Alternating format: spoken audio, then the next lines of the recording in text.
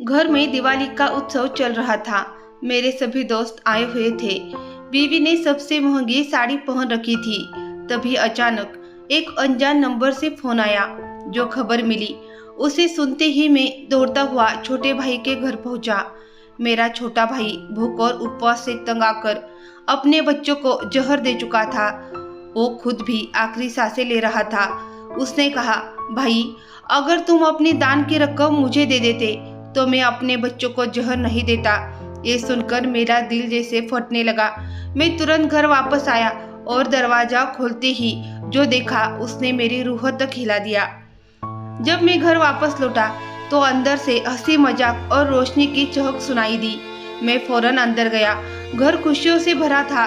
दिवाली का त्योहार था और हर तरफ रंग बिरंगी रोशनियां, मेहमानों की बातचीत और बच्चों की खिलखिलाहट गूंज रही थी। घर में कीमती परंदे, नया फर्नीचर और सजावट के शानदार नमूने हर आने वाले को मोहित कर रहे थे। मेरी बीवी कृतिका ने दिवाली के लिए सब कुछ बढ़ चढ़कर किया था। बड़ी दावत का इंतजाम था।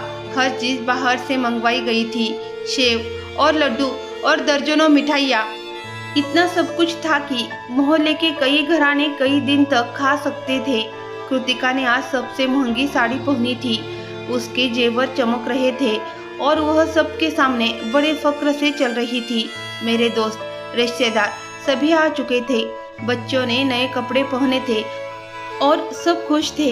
मैं भी खुश होने की कोशिश कर रहा था, लेकिन दिल के किसी कोने में एक अजीब सी बेचैनी थी। कुछ तो था जो अंदर से टूट रहा था। तभी मेरा मोबाइल बार बार बजने लगा। एक अनजान नंबर से कॉल आ रही थी, लेकिन मैंने फोन नहीं उठाया। फिर ख्याल आया कि शायद छोटे भाई की कॉल हो। पिछले कुछ दिनों से वह लगातार मुझे कॉल कर रहा था। वह दान की रकम के बारे में पूछ रहा था। कहने लगा, भाई, बस थोड़ा सा सहारा दे दो, बच्चों के लिए कुछ भी नहीं है। मैंने बीवी से इसका जिक्र किया तो कृतिका तुरंत बिगड़ गई। एक तो तुम्हारे भाई को मांगने की आदत लग गई है, वह कठोरता से बोली। हर साल दान की रकम के बहाने पैसे मांगता है और फिर ऐश करता है। मुझे तो लगता है ये सब ड्रामा है और तुम नरमी दिखाते हो, इसलिए वो बाज नहीं आता। मैंने कहा, लेकिन मैं खुद जाकर देखूंगा। अगर वाकई कोई परेशानी है तो हम मदद क्यों न करें। वो फौरन बोली, कोई जरूरत नहीं है वहां जाने की। दिवाली आने में दिन ही कितने रह गए हैं। तुम्हें पता है बच्चों को अभी कितनी चीजें खरीदनी है। मुझे भी नई चूड़ियां लेनी है, बच्चों के जूते रह गए हैं और दिवाली की रात के लिए मैचिंग ज्वेलरी भी लेनी है। इसकी जिद पर मैं बच्चों और कृतिका को बाजार ले गया। 2 लाख की खरीदारी हुई। बच्चों के खिलौने, कपड़े, कृतिका की पसंद की महंगी साड़ियाँ, जूते, पर्स और मेकअप का सामान। बाजार लोगों से भरा हुआ था। रोशनाइयों से दिल खुश हो रहा था। दिवाली की रात करीब थी। हर तरफ खुशी ही खुशी थी, लेकिन मेरे दिल में एक अजीब सी खाली जगह थी। इसी भीड़ में एक लम्हा ऐसा आया जब मेरी नजर एक छोटे से बच्चे पर पड़ी। उसकी आंखों में कामना थी। वह नए कपड़े को ऐसे देख रहा था जैसे उसने कभी पहने ही न हो। दिल पसीज गया। मैंने जेब से 500 रुपए निकाले और आगे बढ़ाया तो कृतिका ने मेरा हाथ रोक दिया। क्या कर रहे हो सुमित? उसने झटके से कहा। अरे, इन लोगों को तो आदत है ऐसी शक्लें बनाने की। इनके घरों में नोटों से भरी तिजोरियां है। तुम इतनी मेहनत करते हो हमारे बच्चों के लिए, इनके लिए नहीं। चलो अब हमें आइसक्रीम खिलाओ। पर मैं चुप हो गया। कुछ कहने की हिम्मत नहीं थी। वह बच्चा चुपचाप अपनी जगह से हट गया और हम आइसक्रीम की दुकान की ओर बढ़ गए। दिल में एक चुभन सी रह गई, जैसे कोई जख्म अभी अभी लगा हो और वह धीरे धीरे अंदर तक फैल रहा हो। मेरे लिए जिंदगी एक तयशुदा रास्ते पर चल रही थी। वह सुबह दफ्तर निकलता और देर शाम को वापस आता। कारोबार बढ़ रहा था, आमदनी अच्छी हो रही थी और इसी रफ्तार के साथ जिम्मेदारियां भी बढ़ती जा रही थी। हर महीने जब कमाई का हिसाब होता तो मैं वह रकम कृतिका के हाथ में रख देता। उसने शुरू से ही यह जिम्मेदारी अपने हाथ में ले ली थी। उसका कहना था कि औरत ही बेहतर तरीके से घर चला सकती है, बजट संभाल सकती है और ज़रूरतों को बेहतर समझती है। मैंने कभी इस बात पर एतराज नहीं किया, ना ही कभी सवाल किया कि वह पैसे कहाँ खर्च करती है। वह कहती थी कि दान की रकम भी वह खुद देती है। वह उस गर्दू संस्था को जानती है और उन्हें भरोसे के साथ मदद पहुंचाती है। मैं संतुष्ट था। मुझे लगता था कि शायद मैं वाकई खुशकिस्मत हूँ कि मुझे एक ऐसी पत्नी मिली जो न सिर्फ सलीके से घर चलाती है बल्कि उपासना और फर्ज में भी आगे है। मेरे दफ्तर का वक्त बढ़ता जा रहा था। मैंने जब से कृतिका को घर का इंतजाम सौंपा, मैं दिल से मुतमईन था कि पीछे सब ठीक चल रहा है। बच्चे स्कूल जा रहे थे, घर हमेशा सजा रहता था। ससुराल वाले अक्सर आते और कृतिका उनकी खूब अवभगत करती थी। जाहिर है, जब एक पति की बीवी इतने अच्छे से सब संभाले तो पति का ध्यान काम पर ही रहता है। लेकिन कुछ समय से मेरे दिल में एक उलझन सी शुरू हो गई थी। मेरा छोटा भाई परेशान था। वो कभी कभार मुझे फोन करता और बड़ी नरमी से अपने हालात बताता। कहता, भाई कुछ दिनों से बच्चों को दूध नहीं मिला, सोचा तुमसे मदद मांग लूं। दान की रकम का मौसम है, अगर हो सके तो मेरी तरफ भी ध्यान दे दो। मैंने कृतिका से बात की। कहा, मेरा दिल कहता है भाई को दान की रकम दे दूं, वह बहुत परेशान है। कृतिका ने तुरंत कहा, मैं पहले ही सारी दान की रकम के पैसे निकाल कर उस गर्जू को दे चुकी हूँ, और वैसे भी तुम्हारे भाई को तुम जितना भी दो उसकी जरूरतें खत्म नहीं होगी। हर साल दान की रकम के बहाने पैसे ले जाता है, कोई काम क्यों नहीं करता। मैं खामोश हो गया था। है ना, मैं जानता था कि कृतिका वाकई दान की रकम देती है या नहीं, लेकिन मैंने कभी पूछा नहीं। मैं इतना व्यस्त हो चुका था कि छोटे भाई के घर जाना भी छूट गया था। कई साल बीत गए, उसके दरवाजे के अंदर कदम रखने का कभी वक्त ही नहीं मिला। और जब वक्त होता, कृतिका कोई न कोई बात निकाल कर मुझे रोक लेती। वो अक्सर कहती, तुम हर बार यही कहते हो कि बस एक दिन चलते हैं, लेकिन जब भी वहाँ से आते हो तुम्हारा मूड खराब हो जाता है, तुम परेशान हो जाते हो। बेहतर है कि अपनी खुशियों को बर्बाद मत करो। और मैं मान जाता, शायद मैं कमजोर था, शायद मैं अपने व्यस्त होने को बहाना बनाकर अपनी जिम्मेदारियों से भाग रहा था। मुझे याद है, एक दिन मैं वाकई तैयार हो गया कि आज भाई के घर जाऊंगा। तभी कृतिका ने कहा, तुम्हें पता है ना कि कल हमारी दावत है, तुम्हें बाजार से बहुत सारी चीजें लानी हैं और तुम जा रही हो उस भाई के घर जो तुम्हें सिर्फ पैसों के लिए याद करता है। मैं रुक गया। मुझे लगा शायद वाकई वक्त ठीक नहीं है, लेकिन दिल के किसी कोने से आवाज आती रही कि तुम कुछ गलत कर रहे हो। दिवाली का महीना था। दान की रकम की इस बार कुछ ज्यादा ही बनी थी।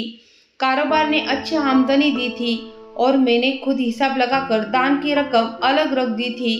दिल में ठान लिया था कि इस बार ये रकम मैं खुद दूंगा और सबसे पहले अपने भाई को। लेकिन कृतिका ने वो रकम मुझसे पहले ही मांग ली। वो बोली, मुझे पता है किन लोगों को देनी है, तुम बस मुझे दे दो। तुम हर साल यही कहते हो कि खुद दूंगा, लेकिन वक्त नहीं मिलता। मैं दे देती हूँ ना, तुम फिक्र मत करो। मैंने कहा, इस बार मैं खुद देना चाहता हूँ, मेरे भाई को जरूरत है। कृतिका आंखें क्रोधित करके बोली, तो क्या मैं गलत देती हूँ?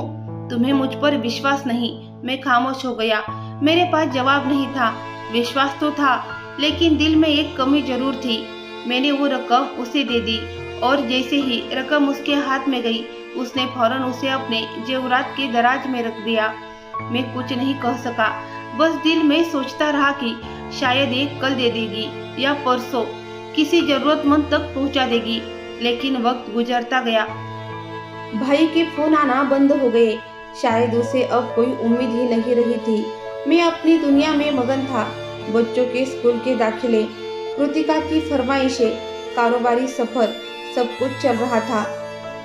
लेकिन कहीं न कहीं दिल में एक चुप सी टीस बनी रही। कुछ अधूरा सा लगता रहा। एक दिन मैंने कृतिका से पूछा, तुमने दान की रकम दे दी थी ना? वो कहने लगी, हाँ दे दी। क्यों, तुम्हें अब तक यकीन नहीं आया? मैंने हल्का सा सिर हिलाया और बात बदल दी। लेकिन हकीकत यह थी कि मेरे दिल ने पहली बार मुझे धोखा देना बंद कर दिया था। मुझे अंदाजा हो गया था कि मैंने एक बड़ी गलती कर दी है। मैं अपने भाई की मदद करना चाहता था, लेकिन कृतिका ने सब कुछ अपने हाथ में ले लिया और मैं खामोश रहा। क्योंकि खामोश रहना मेरी आदत बन चुका था। क्लाइमेक्स यही था कि मैं चाहकर भी अपने भाई को दान की रकम नहीं दे सका, क्योंकि मेरे पैसे पर मेरा अधिकार कब का खत्म हो चुका था। कृतिका की व्यक्तित्व में एक अजीब सा घमंड शामिल था, वो घमंड जो उसे बचपन से सिखाया गया था, अपनी दौलत और हैसियत पर घमंड करने का। वो ऐसे खानदान से ताल्लुक रखती थी जो हमेशा दूसरों को नीचा दिखाकर खुद को ऊंचा समझता था। जब हमारी शादी हुई उस वक्त मैं एक मध्यम वर्गीय नौजवान था जो मेहनत से आगे बढ़ने की कोशिश कर रहा था। मैंने कृतिका के चाचा की कंपनी में नौकरी शुरू की और वही काम करते करते मेरा रिश्ता तय हुआ। कृतिका के पिताजी ने हमारी शादी धूमधाम से की और दहेज में एक पूरा फ्लैट, कीमती सामान, गाड़ी और नकद रकम दी गई। मैं सबसे प्रति एहसानमंद था, लेकिन शायद मेरी यही एहसानमंदी कृतिका की नज़रों में मेरी कमजोरी बन गई। उसने कभी मुझे अपने बराबर नहीं समझा, हमेशा मुझे एहसास दिलाया कि आज जो कुछ भी मैं हूँ वो सब उसके खानदान की वजह से है। जिस घर में तुम रहते हो वो मेरे पिताजी ने दिया है, जो गाड़ी तुम चलाते हो वो मेरे चाचा ने दी है, और जहाँ तुम नौकरी करते हो वो भी हमारे खानदान की कंपनी है। ये बातें वो अक्सर दोहराती थी। मैं हमेशा खामोश रहता था। शायद मुझे लगता था कि एहसानमंद रहना ही बेहतर है, लेकिन ये एहसानमंदी कब गुलामी में बदल गई मुझे खुद भी पता नहीं चला। एक बार की बात है, दिवाली का महीना था। मेरे छोटे भाई की बीवी ने मुझे फोन किया। उसके लहजे में शर्मिंदगी थी, आंखों में नमी, आवाज में झिझक थी।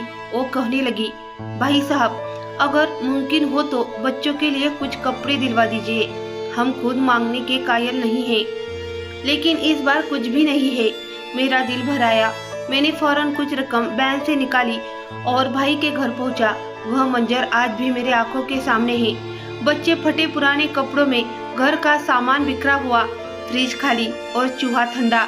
मैंने बिना कहे पैसे भाई के हाथ में रख दिए। वो रोने लगा। मुझे ऐसा लगा जैसे मैंने कोई फर्ज अदा किया हो। लेकिन जैसे ही मैं घर पहुंचा और मालती का बदला हुआ रवैया देखा तो हैरानी हुई। उसने पैसों की रसीद देखी तो चेहरा लाल हो गया और वो चीखने लगी, कौन हो तुम मेरे पैसों से किसी को देने वाले? क्या तुम्हें मुझसे पूछे बगैर देने का हक है? मैंने नरमी से कहा, वो मेरे छोटे भाई है, उनके बच्चे बिना कपड़ों के थे, मैंने सिर्फ 2000 ही तो दिए हैं। इस पर वो बोली, और तुम्हें लगा तुम्हारे भाई की इतनी औकात है कि हमारे पैसों पर हाथ डाल सके? जब मेरे खानदान वाले आते हैं तो हम उन्हें तोहफे देते हैं, हर चीज करते हैं, तो तुम नाराज हो जाते हो। लेकिन तुम्हारे रिश्तेदारों की बात आते ही तुम्हारा दिल पिघलने लगता है। तुम्हें उनकी मदद करनी है। मैं खामोश खड़ा रहा। मुझे समझ नहीं आता था कि मोहब्बत और रिश्ते कब पैसे के तराजू में तोले जाने लगे। मैंने कहा, कृतिका, वो मेरा भाई है, उसके बच्चे मेरे अपने बच्चों जैसे हैं। अगर मैं उनकी मदद नहीं करूंगा तो कौन करेगा?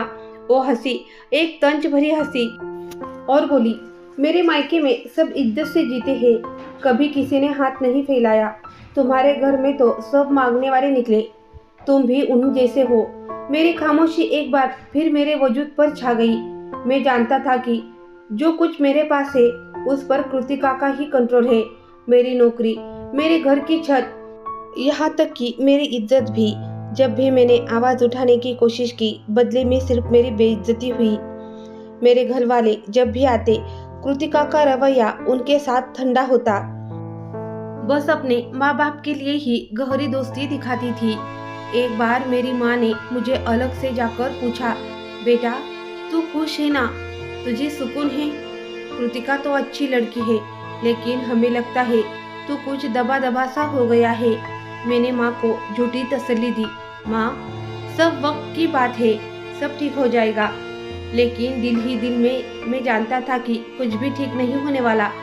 ये रिश्ता अब बराबरी का नहीं रहा। मैं रोज थोड़ा थोड़ा मर रहा हूँ और कृतिका को इसकी कोई परवाह नहीं। सबसे मुश्किल वक्त वो होता था जब मैं अपनी मजबूरियों को इजहार करता, क्योंकि मैं खुद को एक मुकम्मल मर्द महसूस नहीं कर पाता था। एक ऐसा शख्स बन गया था जिसका हर फैसला बीवी की मर्जी का जरूरतमंद हो गया था। अपने भाई को दिवाली पर एक सूट देना हो या माँ बाप को कुछ देना हो तो पहले कृतिका की इजाजत लेनी पड़ती थी। कृतिका के मायके वाले आए दिन हमारे घर आते, कीमती तोहफे, महंगे फल, सब कुछ उनके लिए होता और मैं उनके सामने दबे दबे लहज में बात करता। मेरी आवाज़ खुद ब खुद धीमी हो जाती थी। मुझे ऐसा लगता है कि अगर मैं ऊंची आवाज़ में कुछ कह दूं तो शायद मेरी असली हैसियत सबके सामने आ जाएगी। उस लम्हे का क्लाइमैक्स तब आया जब मैंने आईने में खुद को देखा और खुद से सवाल किया, क्या मैं वही सुमित हूँ जो अपने आत्मविश्वास के साथ इस शहर में आया था? क्या मैं वही इंसान हूँ जो अपने भाइयों के लिए डट कर खड़ा हो जाता था? अब तो ऐसा लगता है जैसे मैं कृतिका की परछाई बनकर रह गया हूँ। मेरी मर्जी, मेरी सोच, मेरा अधिकार, सब कुछ कहीं खो गया है। मेरी आत्मा हर रोज मर रही थी और मैं हर दिन कृतिका के घमंड के सामने खुद को बेबस महसूस करता था। यही मेरी जिंदगी की सबसे बड़ी हार थी। दिवाली का दिन था। सुबह से ही घर में रौनक शुरू हो चुकी थी। कृतिका रसोई घर में मेहमानों की तैयारी में व्यस्त थी और मैं लॉन में लगे झूले पर बैठा बच्चों को देख रहा था जो अपने नए कपड़ों में चमकते हुए इधर उधर दौड़ रहे थे। घर में हर तरफ खुशी का माहौल था। हंसी मजाक, दिवाली की मांग, तोहफे की चमक, खुशबू की महक और रसोई से उठती पूरन पोली की सुवास। ऐसा लग रहा था जैसे सब कुछ मुकम्मल है। कृतिका ने आज खास तौर पर सबकी नजर खींचने के लिए एक महंगी साड़ी पहनी थी। गहरे लाल रंग का खूबसूरत लिबास, सोने की बारीक ज्वेलरी, आंखों में काजल, हाथों में मेहंदी और नाखूनों पर सुर्ख नील पॉलिश। वो आईने में खुद को देखकर आत्ममुग्ध सी मुस्कुरा रही थी। ससुराल वाले भी घर पहुंच चुके थे। सब मिठाइयाँ लेकर आए थे। बच्चे कमरे दर कमरे दौड़ते हुए खुशियाँ समेट रहे थे। लेकिन इन सब के बीच में मेरे दिल में अजीब सी टीस थी, जैसे अंदर कुछ टूट रहा हो। मैं लोगों के बीच था पर मेरा दिल कहीं और अटका था। हाथ में चाय का कप था, लेकिन जहन में गूंज रही थी वो आखिरी कॉल जो मेरे छोटे भाई ने की थी। पिछले कुछ समय से उसकी तबीयत ठीक नहीं थी। वो बार बार मुझसे संपर्क करने की कोशिश करता था, लेकिन कृतिका की बातों का असर इतना गहरा हो गया था कि मैंने उसकी कॉल्स को गंभीरता से लेना ही छोड़ दिया। कृतिका ने कहा था, तुम्हारे भाई को मांगने की आदत पड़ गई है। हर बार यही नाटक, हर बार वही आंसू। दिल मत कमजोर करो, ऐसे लोग सिर्फ फायदा उठाते हैं। मैं मजबूर होकर उसकी बात मान गया। बिजनेस की व्यस्तता और घर की तैयारियों में खुद को उलझा दिया और अंदर से आती आवाज को मैंने दबा दिया। लेकिन आज दिवाली के दिन जब सब खुशियों में मशगूल थे, मेरा दिल बेकाबू हो रहा था। छोटे भाई की आंखें, उसके बच्चों की हालत, उसकी बीवी की खामोशी, ये सब मेरी आंखों के सामने बार बार आ रहा था। मैंने मोबाइल उठाया। स्क्रीन पर कई मिस्ड कॉल थी, ज्यादातर अनजान नंबरों से। कुछ देर तक मैं स्क्रीन को यूं ही देखता रहा। दिल कह रहा था कि फोन उठाऊं, लेकिन दिमाग कह रहा था कि आज का दिन खुशी का है, कोई बेमतलब की बात ना हो जाए। मैं उसी कश्मकश में था कि फिर से फोन बजने लगा। इस बार मैंने कॉल उठा ली। दूसरी तरफ किसी अजनबी की घबराई हुई आवाज थी। नमस्कार, क्या आप सुमित साहब हैं? जी बोलिए भाई साहब, आपके छोटे भाई के घर में बहुत बड़ा हादसा हो गया है, आप फौरन आ जाइए। बीवी और बच्चों की हालत बहुत खराब है। मेरे हाथ से मोबाइल गिरते गिरते बचा। दिल जैसे सीने में धड़कने के बजाय थम गया हो। मेरे सांसें बेकाबू हो गई। मैंने बिना कुछ सोचे, बिना किसी को बताए जूते पहने और दरवाजे की ओर दौड़ पड़ा। सुमित, कहाँ जा रहे हो? मेहमान आ चुके हैं, तुम्हें सबके साथ बैठना है। कृतिका की आवाज पीछे से आई, लेकिन मैं बिना सुने बाहर निकल गया। मेरे कदम खुद ब खुद तेज होते जा रहे थे। गाड़ी की चाबी हाथ में थी, लेकिन हाथ कांप रहे थे। गाड़ी स्टार्ट करते ही आंखों के सामने वो आखिरी मंजर घूम गया जब भाई ने कहा था, भाई बस कुछ पैसे दे दो, बच्चे भूखे हैं। सड़क पर गाड़ी दौड़ रही थी, लेकिन दिल में कयामत टूटी हुई थी। हर गली, हर चौराहा, हर मोड़ मुझे भाई के घर के करीब ले जा रहा था और मेरी धड़कनें तेज होती जा रही थी। दिमाग में सिर्फ एक सवाल था, क्या वाकई कुछ हो गया है? क्या मैं देर कर चुका हूँ? रास्ते भर खुद को कोसता रहा, खुद से सवाल करता रहा, क्यों मैं उसकी बात न सुन सका? क्यों हर बार बीवी की बात मानी? क्यों एक भाई की शिकायत को नजरअंदाज किया? क्या मेरी कमाई सिर्फ दिखावे के लिए थी? क्या मेरी दिवाली सिर्फ रोशनी, मेहमानों और सीढ़ियों तक ही सीमित थी? जब मैं भाई के घर के पास पहुंचा तो वहां लोगों की भीड़ लगी हुई थी। कुछ औरतें रो रही थी, कुछ मर्द बेचैनी से खड़े थे। मैंने तुरंत गाड़ी रोकी और दौड़ता हुआ दरवाजे की ओर गया। दरवाजा आधा खुला हुआ था। अंदर जाने से पहले ही ऐसा लगा जैसे दिल सीने से निकलकर हलक तक आ गया हो। मैंने दरवाजा पूरा खोला और जो मंजर मेरी आंखों के सामने था वो मेरे होश उड़ाने के लिए काफी था। जमीन पर मेरे भाई के बच्चे बेशुद्ध पड़े थे। उनके मुंहों से झाग निकल रही थी, आंखें अध खुली थी और शरीर पूरी तरह शांत। एक कोने में उसकी पत्नी भी इसी हालत में पड़ी थी और बीच में मेरा भाई नीम बेहोशी की हालत में तड़प रहा था। मोहल्ले के कुछ लोग उस पर पानी के छींटे मार रहे थे, कुछ एम्बुलेंस को फोन कर रहे थे, लेकिन सबके चेहरे पर एक ही सवाल था, आखिर क्या हुआ है। मैं फौरन अपने भाई की तरफ भागा। उसने मेरी तरफ देखा, आंखों में आंसू थे, होठ कांप रहे थे। वो कुछ कहना चाह रहा था। मैंने उसका हाथ थामा तो वो धीमी आवाज में बोला, भाई 3 दिन से बच्चे ने कुछ नहीं खाया था, जहर ही सस्ता लगा, सोचा सब खत्म कर दूं। तुमसे उम्मीद थी पर तुमने भी मुंह मोड़ लिया। ये अल्फाज सुनते ही मैं वही जमीन पर बैठ गया। दिल जैसे फटने को था, सांसें रुकने लगी और मैं जोर जोर से रोने लगा। उसका आखिरी वाक्य मेरे दिल पर किसी तेज धार चाकू की तरह लगा। तुझसे उम्मीद थी पर तुमने भी मुंह मोड़ लिया। मेरे सामने मेरे भाई की सांसें धीरे धीरे कमजोर पड़ती जा रही थी। मैंने उसे सीने से लगाया और चिल्लाया, नहीं भाई, मुझे माफ कर दो, प्लीज मुझे माफ कर दो। वो ऐसा लम्हा था जब मुझे महसूस हुआ कि मेरे सारे ख्वाब, मेरा घमंड, मेरी खुशियाँ सब एक पल में बिखर गए थे। घर में दिवाली का उत्सव था लेकिन मेरे दिल में मातम पसर चुका था। मैं जमीन पर घुटनों के बल बैठा था और मेरी गोद में मेरा छोटा भाई धीरे धीरे अपनी आखिरी सांसें ले रहा था। उसकी आंखें अधमुंदी थी, शरीर ठंड पड़ चुका था और होठों पर ऐसी बेबसी थी कि जैसे जाते जाते भी मुझसे कोई सवाल पूछ रहा हो। गली मोहल्ले के कुछ लोग मेरे इर्द गिर्द खड़े थे। कोई रो रहा था, कोई दुआ कर रहा था और कुछ खामोशी या बेचैनी से खड़े थे। हर चीज थमी हुई सी लग रही थी, वक्त जैसे ठहर गया हो। कमरे में एक ऐसी खामोशी छा गई थी जो रूह को चीर देने वाली थी। भाई की बीवी दीवार से टेक लगाए बेहोश सी बैठी थी, जैसे उसके अंदर की जिंदगी खत्म हो चुकी हो। आंखें खुली थी मगर उनमें कोई हरकत नहीं बची थी। सामने फर्श पर उसके बच्चे लेटे हुए थे, उम्र में थोड़ा ही फर्क, मगर हालात ने सबको एक जैसा बना दिया था। उनके मासूम चेहरे अब भी उस ताजगी की गवाह दे रहे थे जिसे किसी ने कई दिनों से नहीं देखा था। मैं उसकी तरफ देखता और फिर अपने भाई के चेहरे की ओर, और एक ही बात मेरे जहन में गूंजती, ये सब मेरी वजह से हुआ है। भाई ने हल्की आवाज में कुछ कहने की कोशिश की। मैं झुककर उसके करीब हुआ। उसके टूटते सांसों के साथ कुछ अल्फाज निकले, भाई, बच्चों ने 3 दिन से कुछ नहीं खाया, रो रहे थे, तड़प रहे थे, कुछ भी नहीं बचा था मेरे पास। मैंने उसका चेहरा छुआ। वो ठंड हो चुका था लेकिन उसकी आंखों में अब भी वही दर्द था, वही सवाल जो हर बेबस इंसान की निगाहों में होता है। मैंने अपनी आवाज को काबू में रखते हुए पूछा, तो ये सब क्यों किया?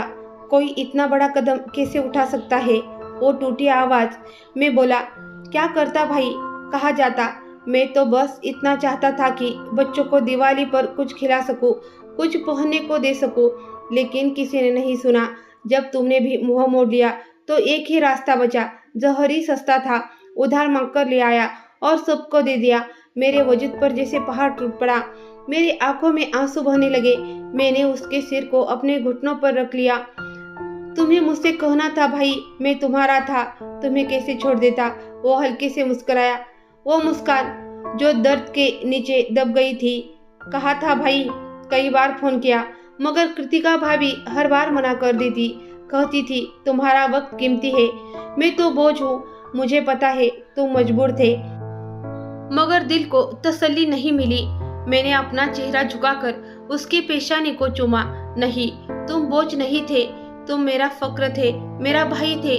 वो धीरे धीरे सांसों की डोर से टूट रहा था, हर लम्हा मेरी जान निकल रहा था। उसकी आवाज कांप रही थी, काश भाई तुमने दे दी होती तो मेरे बच्चों की सांसें चल रही होती, मेरी बीवी की आंखें आज भी जिंदा होती। माफ कर देना भाई, मैं कमजोर हो गया था। मैंने उसे सीने से लगा लिया। उसका जिस्म अब बेजान होता जा रहा था। उसकी सांसें धीमी हो रही थी, आंखें बंद हो रही थी और चंद लम्हों बाद एक लंबी सांस के साथ वो खामोश हो गया। उसकी पकड़ मेरे हाथ से ढीली पड़ गई। वो मेरी गोद में, मेरे हाथों में, मेरे दिल के टुकड़ों में दम तोड़ चुका था। मैं वहीं बैठा रहा, उसे सीने से लगाए। मुझे होश नहीं था कि बाहर क्या हो रहा है, लोग क्या कह रहे हैं, पुलिस आएगी या एम्बुलेंस। मेरे कानों में सिर्फ भाई की आखिरी बातें गूंज रही थी। जहर ही सस्ता था, काश तुम दान की रकम देते भाई। मेरे आंसू अब रुक नहीं रहे थे। मैं रो रहा था जैसे एक बच्चा अपनी माँ के लिए रोता है। मेरा दिल का दर्द इस कदर बढ़ चुका था कि लग रहा था मैं भी उसी लम्हे मर जाऊंगा। क्या यही वो दिन था जिसके लिए मैंने 2 लाख की शॉपिंग की थी? क्या यही वो मौका था जिसके लिए मेरी बीवी ने कीमती साड़ी और जेवर खरीदे थे?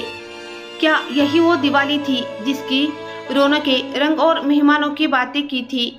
और यहाँ मेरे भाई के घर में अंधेरा, खामोशी और लाशें थी।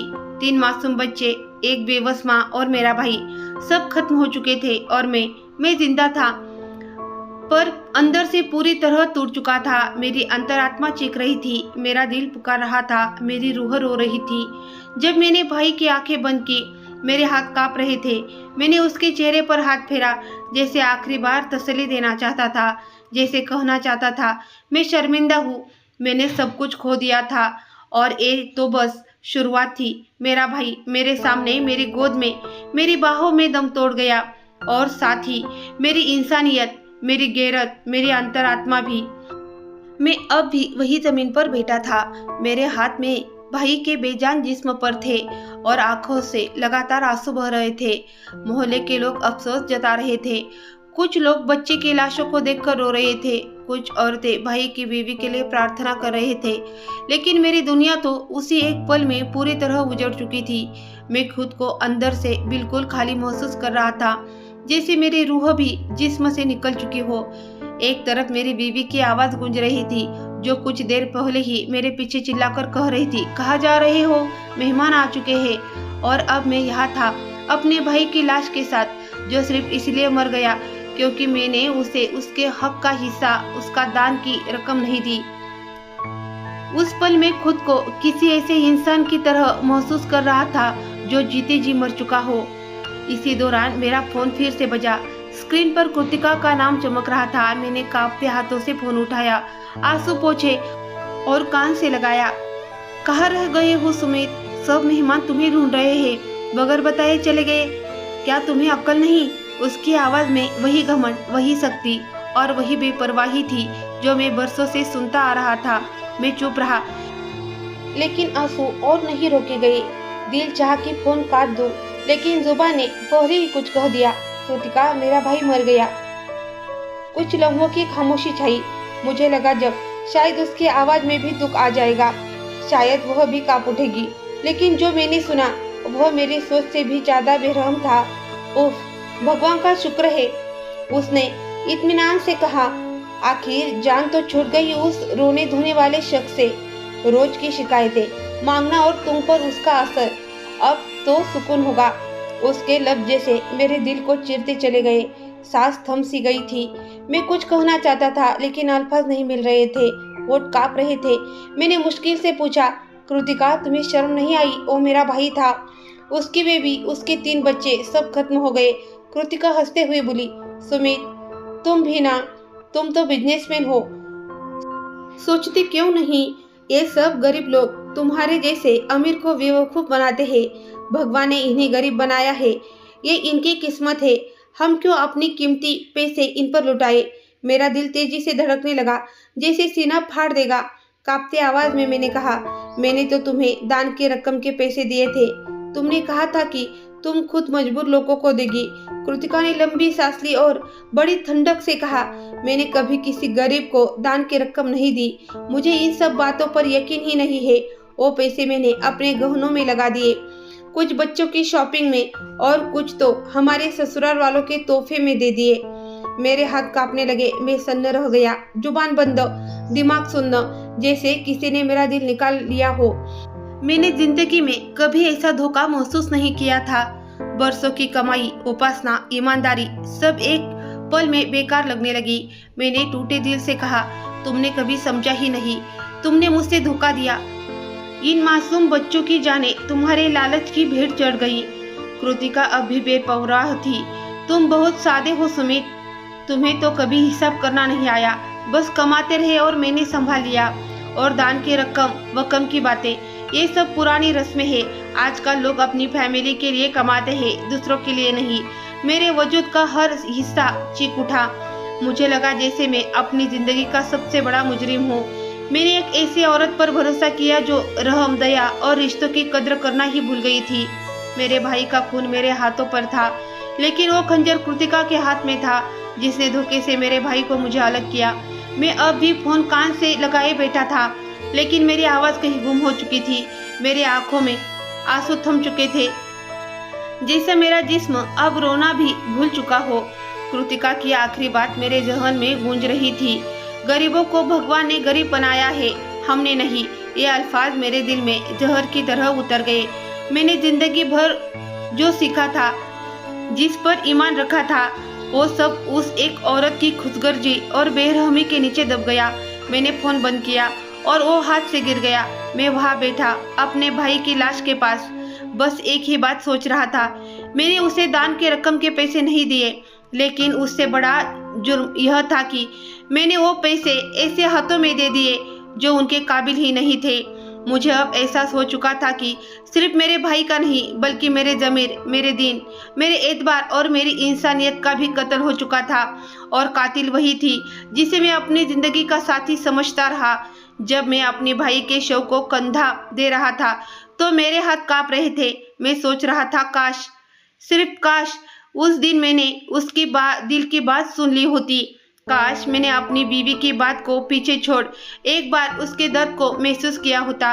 क्या मेरा सिर्फ इतना कर देना काफ़ी नहीं था? क्या मैं उसकी एक पुकार पर कुछ मदद कर देता, जो आज एक पूरा खानदान मिटने से बच जाता?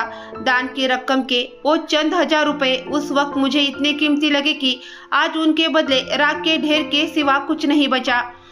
फिर जब मैंने भाभी और उनके बच्चों के अर्थी तैयार की, तब मेरा दिल चाहा कि मैं चीख चीख कर भगवान से माफ़ी मांगू।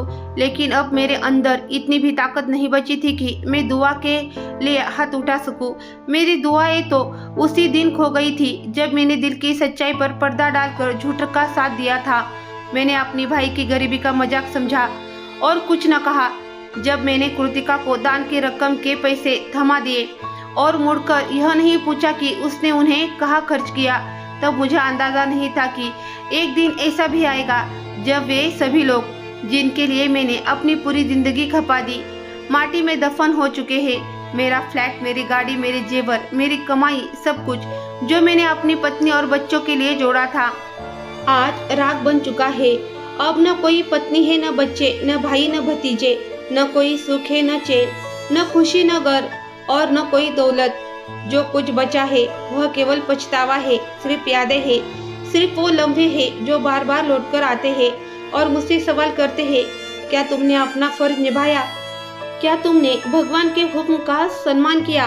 क्या तुमने उस माल को वहीं पहुंचाया जहां उसका हक था? और मेरे पास हर सवाल का सिर्फ एक ही जवाब है, नहीं। आज भी मैं उस मलबे के नीचे बैठा हूँ, राख को उठाकर सोचता हूँ, क्या यह वही घर था जिसने मैंने मोहब्बत से सजाया था? लेकिन दान की रकम के हकदार को उसका हक न देकर मैंने भगवान की नाराजगी मोल ली और भगवान ने मुझसे वह सब कुछ छीन लिया जिस पर मैं गर्व करता था। मेरी कहानी का अंत मेरे सामने है। मेरा भाई अपनी इज्जत और सच्चाई के साथ इस दुनिया से चला गया, लेकिन मैं अपनी खुदगर्जी, अपनी कमजोरी और अपने गुनाहों के बोझ तले दफन हो चुका हूँ। अब जिंदगी मेरे लिए नहीं, बल्कि उन सब के लिए एक सबक है जो यह समझते हैं कि दान की रकम देना सिर्फ एक एहसान है। नहीं, दान की रकम एहसान नहीं है, वह हक है और उसे अदा न करना एक गुनाह है। आज मेरा सब कुछ खत्म हो चुका है, दोनों खानदान, दोनों घर, दोनों दुनिया, और मैं खड़ा हूँ एक बर्बादी की दास्तान बनकर, जो अब सिर्फ इतना कहने के लिए काबिल रह गया है, सब कुछ मेरे हाथ में था। काश मैंने अपने भाई को दान की रकम दे दी होती, तो दोस्तों यह थी आज की कहानी। इस कहानी के बारे में आपकी क्या राय थी यह कमेंट बॉक्स में जरूर बताइए। अगर आपको कहानी पसंद आई हो तो वीडियो को लाइक करें और गोल्डन स्टोरी चैनल को सब्सक्राइब करें।